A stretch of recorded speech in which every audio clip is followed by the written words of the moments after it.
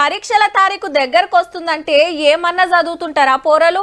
తెల్లందాక పొద్దుందాక మర్రేస్తుంటారు వైలు. ఇక అట్లిట్లా చేసి పరీక్షలు ఒడగొడతారు. ఆ టెన్క ఇక రిజల్ట్ ఎప్పుడు వస్తుందా అని ఎయిటింగ్ చేస్తుంటారు.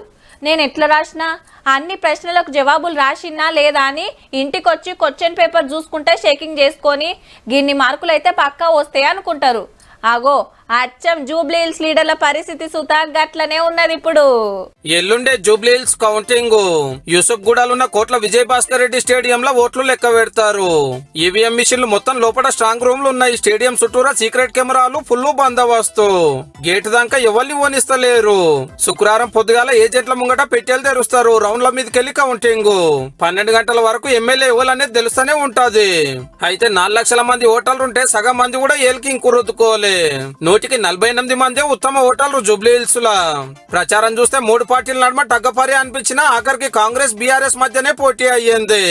ఇంకా గమ్మత్ ఏందంటే ఒక 10 రోజుల కిందట కార్య గెలుస్తుందని సర్వేల మీద సర్వేలు ఇచ్చిన వాళ్ళు బంపర్ మెజారిటీ అన్నోళ్ళు. నిన్నటి సంధి లేలే గులాబీ పార్టీ ఓడిపోతుంది, నవీన్ యాదవే అసెంబ్లీ కోతాడని కొత్త సర్వేలు తెచ్చిండ్రు.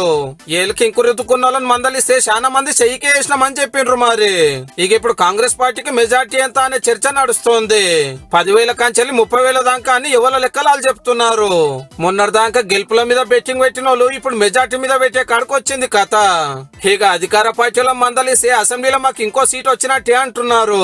ప్రజలు మేమిస్తున్న సంక్షేమం పట్ల, మేమిస్తున్న అభివృద్ధి పట్ల సంతోషంగా ఉన్నారు కాబట్టి మంచి మెజారిటీతో కాంగ్రెస్ అభ్యర్థి నవీన్ యాదవ్ గెలుస్తారని. లేలే పక్కా మేమే గెలుస్తామనేది బీఆర్ఎస్ లీడర్ మాట.